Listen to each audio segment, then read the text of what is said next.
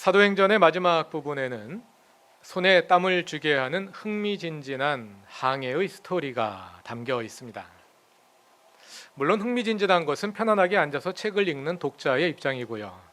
그 이야기 속에 등장하는 사람들에게는 목숨이 왔다 갔다 하는 절대절명의 상황이 펼쳐지지요. 그것은 로마로 가는 사도 바울의 이야기입니다. 바울은 가이사랴 감옥에 수감되어 있던 중 총독 베스도의 법정에서 황제에게 상소했습니다. 지난번에 말씀드린 대로 그 당시 로마법에 의하면 로마의 시민이 피지배국에서 재판을 받다가 황제에게 항소하면 모든 절차를 중지하고 본국으로 송환하여 재판받게 해야 했습니다. 그 법에 따라 바울은 죄수의 몸으로 로마로 호송됩니다. 사도행전 27장 1절부터 28장 15절까지는 그렇게 로마로 가는 길에서 일어난 사건들을 담고 있습니다. 오늘은 그 본문을 차근차근 함께 읽어가면서 사도행전의 이야기 속으로 함께 들어가 보기로 하겠습니다. 다 같이 본문을 찾아보시죠. 27장 1절에 의하면 총독 베스도는 그 호송 임무를 황제 부대의 백부장 율리오에게 일임합니다. 황제 부대란 그 당시 시리아 지방에 주둔하고 있던 로마군의 한 부대였습니다. 영어로는 코홀트라고 부르는 단위인데요. 백인대 6개로 구성된 부대입니다. 그러니까 600명, 완편하면 600명으로 구성되는 부대입니다. 백부장 율리오는 그 6개의 백인대 중 하나를 맡았던 지휘관인 것으로 보입니다. 바울의 호송은 배편으로 이루어졌습니다. 다 같이 지도를 보시면은요. 지도의 오른쪽 아래, 그러니까 지중해 남동쪽 코너에 있는 가이사랴로부터 그 북서쪽에 있는 로마로 바울을 호송해야 하는데요. 어떻게 가는 것이 가장 좋겠습니까? 딱 봐도 배로 가는 것이 가장 좋겠지요. 그런데 그 호송 임무를 위해 로마 군이 따로 운행하는 배는 없었습니다. 그래서 일반 상선을 이용하여 바울을 호송하게 됩니다. 2절을 보시면 그들은 아시아 연안의 여러 곳으로 운행하는 아드라무테노 배를 이용했습니다. 아드라무테노는 아시아 지방의 드로아와 버가모 사이에 있는 도시입니다. 다시 지도를 보시죠. 네, 클릭해 주시죠. 네. 나왔다 사라졌습니까? 이제 나오네요. 예, 저기가 아드라무테노입니다. 그러니까 아마도 이 배는 아드라무테노에서 출항한 배이고요. 아시아 연안과 팔레스타인을 연결하는 그런 배였던 것 같습니다. 바울을 호송하는 군인들이 바울을 데리고 이 배에 승선한 것입니다. 그래서 가이사랴를 출발한 아드라무테노 배는 3절을 보면 다음 날 시돈 항에 정박하고 다시 시돈을 출발하여 항해를 계속합니다. 지금은 본문을 보시고요. 이따 지도를 다시 보실 겁니다. 3절을 보시면 다음 날 시돈 항에 정박하고요. 다시 시돈을 출발하여 항해를 계속합니다. 그런데 4절을 보면 맞바람 때문에 항해가 수월하지 않았습니다. 그래서 그 배는 키프로스 섬을 바람막이로 삼아 항해를 합니다. 여기서 맞바람이란 가을철에 지중해에서 불어오는 서풍을 말합니다. 이 배는 그 서쪽에서 불어오는 바람을 피하여 저 지중해 오른쪽 위에 북동쪽 코너에 있는 키프로스 섬, 그 섬 동쪽 연안을 따라 바람을 피하며 항해했다는 것입니다. 그리고 5절을 보면 길리기아와 밤빌리아 앞바다를 지나서 루기아 지방의 무라에 도착합니다. 여기까지 지도로 보시겠습니다. 가이사랴를 출발해서 키프로스 섬, 배가 좀 늦네요. 이제 출발했네요. 키프로스 섬의 오른쪽, 북동쪽 코너를 돌아 바람을 피하면서 무라에 도착했다는 이야기입니다. 그들은 무라에서 다른 배로 갈아탑니다. 6절을 보시면 백부장이 이탈리아로 가는 알렉산드리아 배를 만나서 우리를 그 배에 태웠다 하지요. 여기서 알렉산드리아 배란 이집트의 도시 알렉산드리아에서 온 배라는 뜻입니다. 그런데 7절에 의하면 지중해의 서풍이 계속 불고 있었습니다. 7, 8절을 읽고 있습니다. 그래서 배는 거슬러 불어오는 바람을 맞으며 서쪽으로 천천히 항해하여 겨우 니도 앞바다에 다다릅니다. 그러나 맞바람이 너무 심하여 더 이상은 앞으로 나아갈 수가 없었습니다. 그래서 그 배는 크레타 섬을 바람막이로 삼아 살몬의 앞바다를 항해하여 지나갔고 8절에 의하면 크레타 남쪽 해안을 따라 겨우겨우 항해하여 라세아 성에서 가까운 도시인 미항, 즉 아름다운 항구라는 이름을 가진 도시에 다다르게 됩니다. 본문만 봐서 무슨 말인지 정확히 이해하기가 어려운데요. 다시 지도를 보시면 이해가 되실 겁니다. 무라에서 출항한 배가 천천히 진행하여 겨우 니도 앞바다에 이르렀습니다. 니도는 보시는 것처럼 아시아의 남서쪽 코너에 있습니다. 아마도 이 배의 원래 항로는 니도에서 서쪽으로 직진하여 발칸반도의 남쪽 해안을 따라 로마로 향하도록 되어 있었을 것입니다. 다음 항로, 아마도 저 길이 원래 항로였을 것입니다. 그 길이 지름길이니까요. 그러나 서풍이 너무 심했기 때문에 더 이상 그 바람을 거슬러 서쪽으로 진행하는 것은 불가능했습니다. 그래서 남쪽으로 선회하여 바람을 피하고자 한 것입니다. 배는 남쪽에 있는 크레타 섬을 바람막이로 삼아 그 섬 동쪽 해안의 살몬의 앞바다를 지나갔고 다시 크레타의 남쪽 해안을 따라 살금살금 움직여서 미항에 도착한 것입니다. 바닷바람이 이렇게 심했던 이유는 이미 계절이 가을에 깊이 들어섰기 때문입니다. 가을이 지나 겨울이 되면서 지중해의 풍랑이 심해지거든요. 9절을 보시면 금식 기간이 이미 지났다고 말하는데요.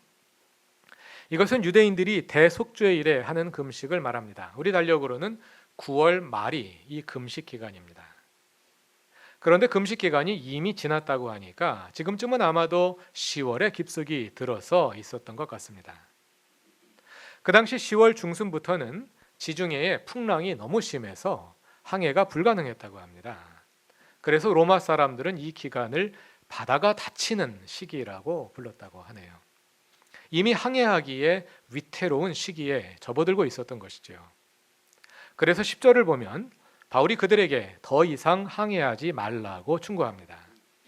그리고 만일 지금 떠나면 재난을 당하여 짐과 배의 손실이 클 것이라고 경고합니다. 그러나 선장과 선주는 괜찮다는 입장이었습니다. 아무래도 선주의 입장에서는 하루라도 빨리 화물과 여객을 수송해야 손해가 없을 테고 선장 역시 이 정도 풍랑은 자신의 경험과 역량으로 충분히 감당해낼 수 있다고 자신한 것 같습니다. 여러분이 백부장 같으면 선장과 선주 말을 듣겠습니까? 아니면 호송 중인 죄수인 바울의 말을 듣겠습니까? 당연히 배를 탔으니까 뱃사람들의 말을 따르겠지요.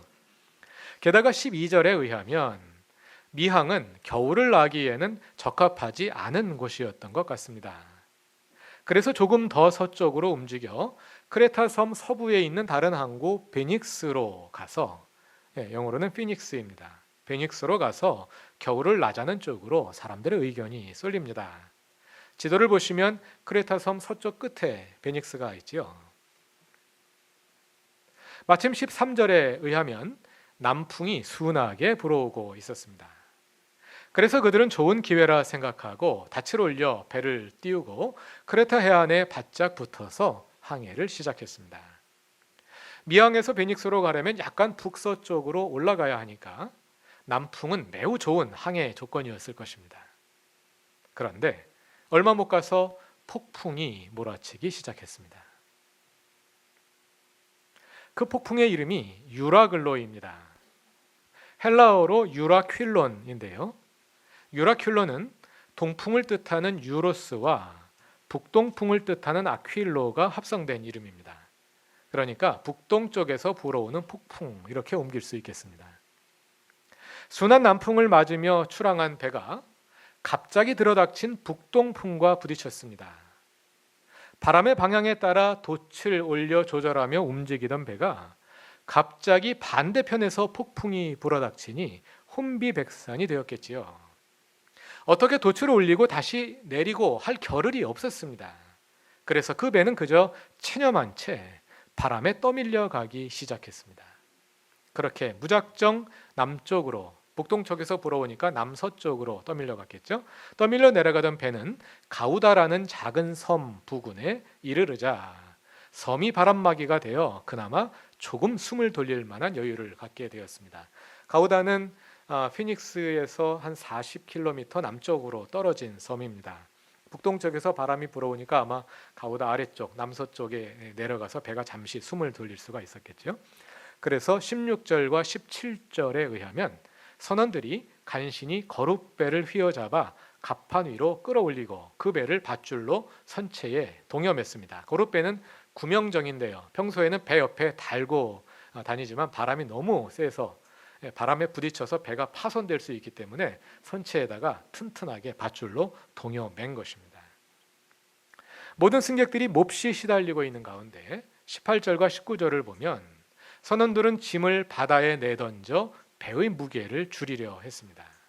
그것도 안 되자 배의 장비들까지 바다에 내버렸습니다. 그들이 그렇게 하는 이유는 자칫 잘못하다가는 그보다 더 위험한 상황에 빠질 것을 염려했기 때문입니다. 다 같이 17절, 세번역의 17절 두 번째 문장을 다 같이 읽어보겠습니다. 17절의 두 번째 문장입니다. 그리고 그들은 리비아 근해의 모래톱으로 밀려들까 두려워서 바다에 닻을 내리고 그냥 떠밀려가고 있었다. 같은 구절이 개역개정판에는 스르디스에 걸릴까 두려워했다 이렇게 번역되어 있습니다. 전에 개역개정판을 읽을 때 스르디스가 뭔가 궁금해하셨던 일들이 있을 텐데요. 새 번역은 그 스르디스를 풀어서 리비아 근해의 모래톱 이렇게 옮긴 것입니다. 스르디스란 새 번역이 옮긴 대로 아프리카 북부 리비아 근해에 있는 모래톱인데요. 지도에서 동그라미로 표시한 바로 저 만 지역입니다. 그 지역에는 간만에 차가 커서 조류의 교착이 심하고 또 모래 바닥이 유동한다고 합니다. 아마도 지중해를 항해하던 배들이 해류에 따라 저 스르디스로 끌려 들어가 모래톱에 자초하는 일들이 종종 생겼던 것 같습니다.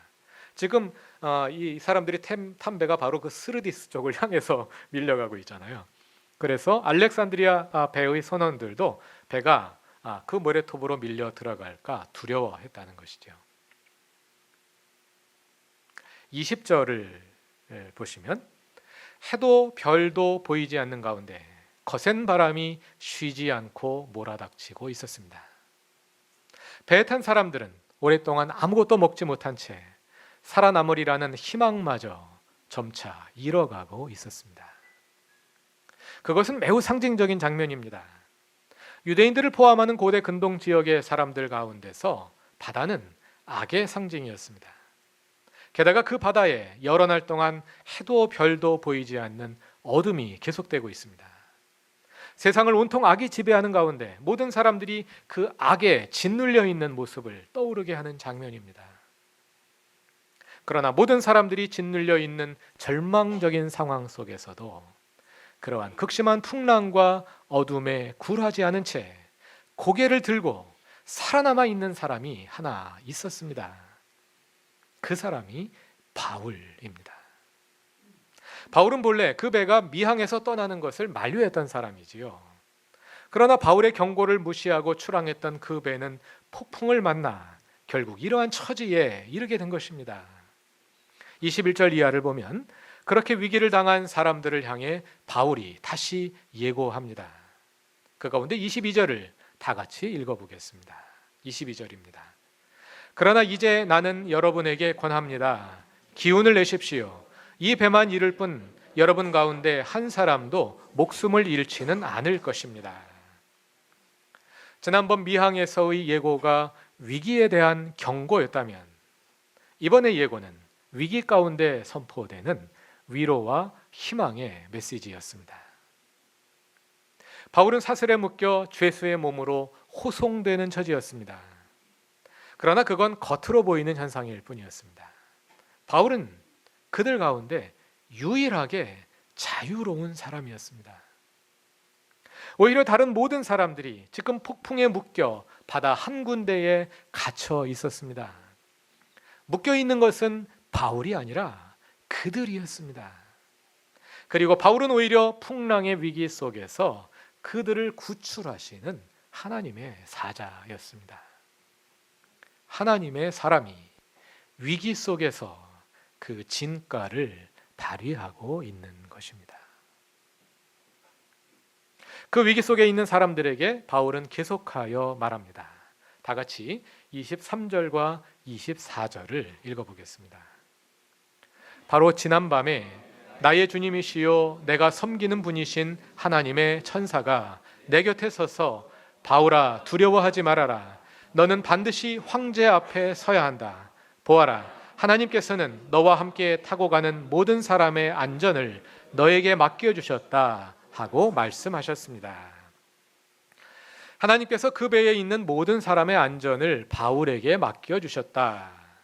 이 말이 무슨 뜻일까요? 하나님께서 바울을 살리셔야 하기 때문에 함께 있는 다른 사람들도 다 살리신다는 것입니다. 하나님이 왜 바울을 살리셔야 할까요?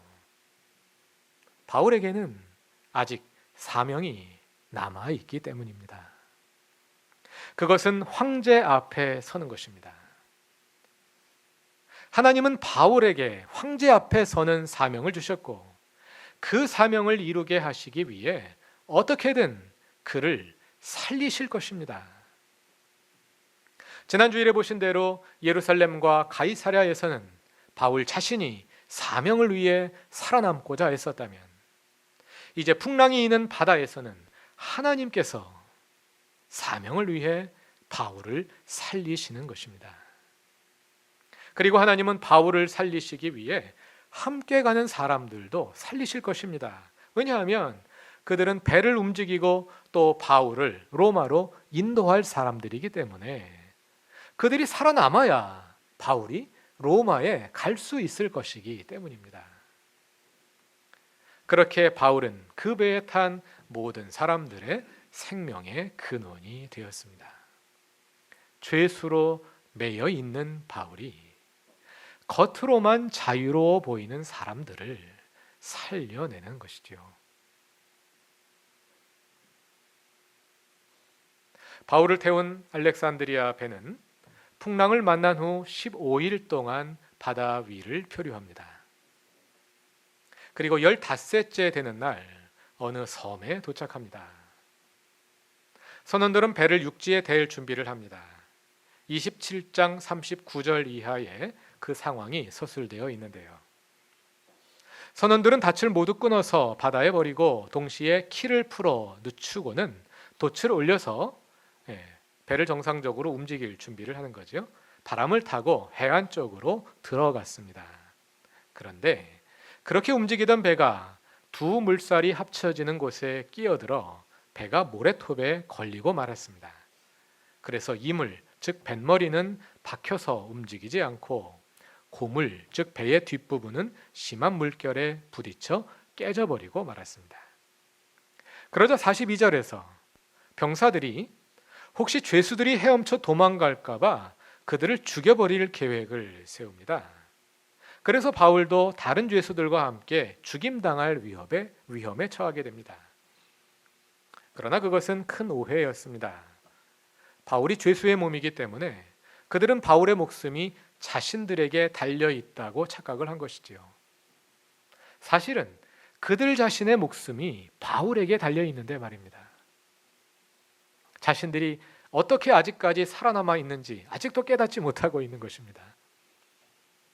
그러나 다행히 백부장이 지혜로운 사람이었습니다. 그는 병사들의 어리석은 시도를 막습니다.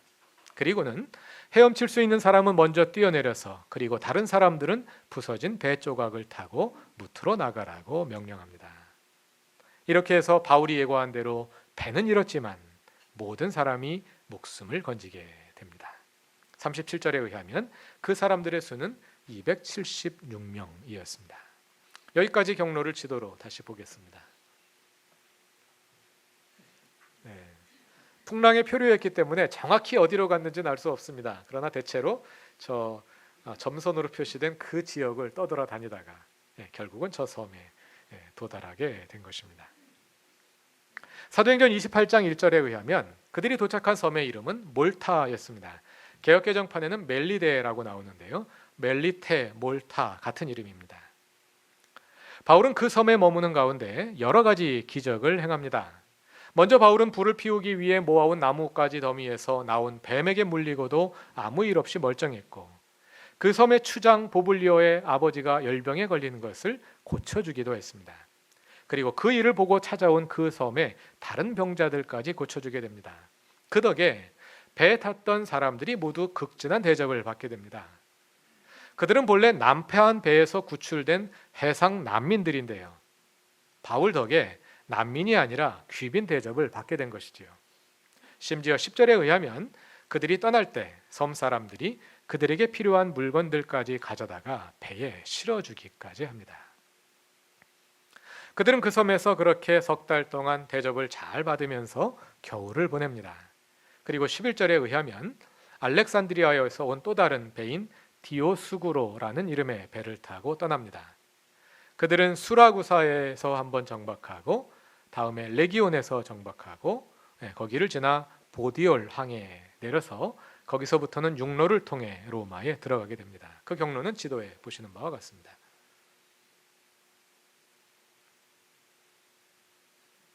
이렇게 로마에 들어가게 됩니다.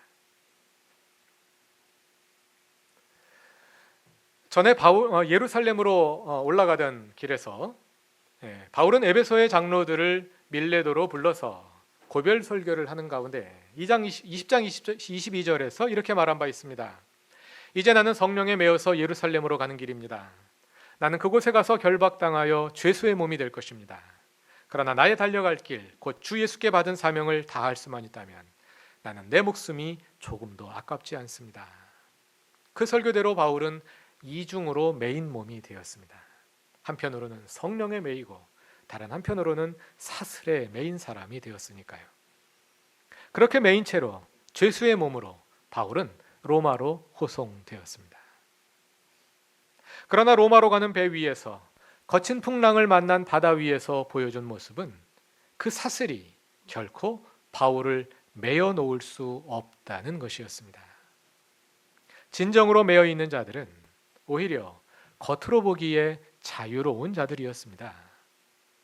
배를 움직이는 선원들과 바울을 호송하는 군인들, 겉으로 자유로워 보이는 사람들이 모두 세찬 바람이 불어치는 어둠이 가득한 바다의 위세에 눌려 있을 때 그 사람들을 살려낸 것은 매여 있던 바울이었습니다. 그 바다 위에서 바울은 진정 자유로운 사람이었습니다. 바울만이 유일하게 자유로운 사람이었습니다. 바울이 그리할 수 있었던 이유는 그가 성령에 매여 있었기 때문입니다. 성령에 매여 있는 사람은 그 무엇으로도 결박할 수 없습니다. 바다의 풍랑도, 어둠의 위력도, 돈도, 권력도 성령에 매여 있는 사람을 묶을 수는 없습니다. 왜냐하면 성령은 자유의 영이시기 때문입니다. 그래서 사실 성령에 매여 있다는 말은 그 자체가 역설입니다. 성령은 풀어주시는 영이기 때문입니다. 성령은 우리를 죄의 지배로부터 풀어주십니다. 성령은 우리를 욕망의 지배로부터 자유롭게 합니다. 그래서 성령에 이끌리는 사람은 어둠의 위력에 굴복하지 않고 사나운 풍랑에 좌절하지 않습니다. 성령에 매여 있다는 말은 하나님의 뜻과 자신의 뜻이 온전히 일치되어 있는 상태를 가리키는 말입니다. 마치 거룻배가 배의 선체에 단단히 묶여 있어서 덜그덕거리지 않고 그 선체와 함께 움직이는 것처럼 성령에 온전히 이끌린다는 뜻이지요. 그것이 성령 충만한 것입니다. 풀어주시는 영인 성령에 매여 있는 사람은 모든 속박으로부터 자유롭습니다. 그래서 폭풍이 몰아치는 어두운 바다와 같은 세상에서도 참된 자유를 누리며 오히려 다른 사람들을 자유롭게 하는 사람이 될 수 있습니다. 성령에 매인 사람, 성령에 온전히 이끌리는 사람들이 됩시다. 그루터기 교회 창립 20주년을 맞이하며 이번 주일과 다음 주일에는 창립기념 심포지엄을 엽니다. 교회가 존재하는 목적은 이 땅에 하나님의 나라, 하나님의 주 되심을 이루고 사람들을 영원한 하나님의 나라로 이끌어 가는 것입니다. 하나님의 주 되심을 이룬다는 말을 달리 표현하면 그것이 바로 성령에 온전히 이끌리는 것입니다. 더욱 성령에 이끌리는 교회가 될 수 있기를 바랍니다. 교회가 성령에 이끌릴 때 현실을 직시할 수 있습니다. 교회가 성령에 이끌릴 때 그 현실에 주어지는 사명을 바로 감당할 수 있습니다. 교회가 성령에 이끌릴 때 세상도 바로 이끌 수 있습니다. 우리는 거친 풍랑이 있는 험한 바다와 같은 현실을 살아가고 있습니다. 그러나 그 가운데 성령에 온전히 이끌릴 때 우리는 성령이 주시는 참된 자유를 누릴 수 있을 것입니다. 그러한 삶이 우리 그루터기 교회 모든 교우들의 삶이 되길 바랍니다. 다 같이 기도드리겠습니다. 하나님, 때로 세상의 거친 바람과 파도 속에 우리는 너무 왜소한 존재임을 절감합니다. 움츠리고 두려워하고 좌절하고 절망합니다. 그러나 그 가운데서도 성령에 이끌려 떨쳐 일어나게 하시고 성령에 매여 참 자유를 누리게 하소서. 세상을 이기고 세상을 변화시키는 주님의 자녀들이 되게 하소서. 그러한 믿음으로 나날이 성숙해 가게 하시고 하나님 앞에 우리 자신을 온전히 드려 변화하기를 계속하게 하옵소서. 예수님의 이름으로 기도드립니다.